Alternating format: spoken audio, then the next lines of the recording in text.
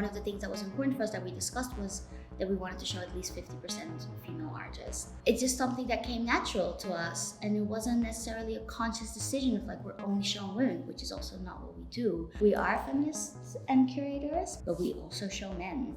And I think men can also be feminists. They should be.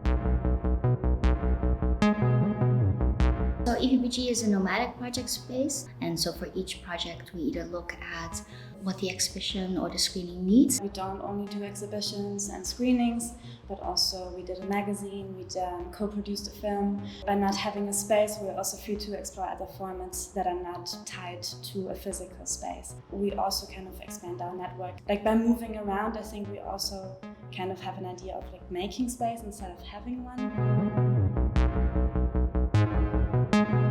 First, it was also an economic decision, but then also that kind of enabled us to have an international program with no transportation costs.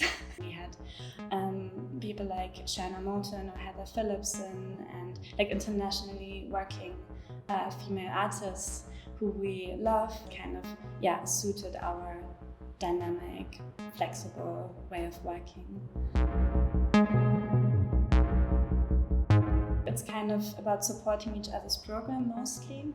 The Project Space Festival this year was really a great experience for us, and that was really, I think, a moment for us where we thought, oh, okay, we are actually part of this larger network of spaces here in Berlin, and we're also being considered a space, which is nice. In Wedding, you also see more and more like spaces or initiatives forming and coming up. There's Tropez and Humboldthain, which is a fantastic. There are a lot of studios here. There's the uqbar studios right nearby. I think the most intense and like interesting collaboration was with an artist. Her name is Rebecca Goyette, creates lobster points, and she gets into the role of lobster lady or lobster girl, and kind of goes on sexual ventures.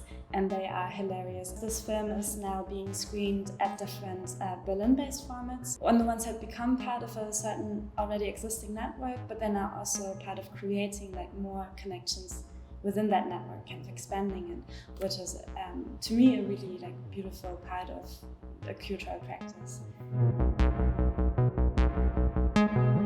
There are several spaces who host the Berlin Art Prize nominees. I am personally very excited about the Ulrike Oettinger show at HKW. Yeah, I'm really a huge fan of her. I love her work, so I'm excited to go there.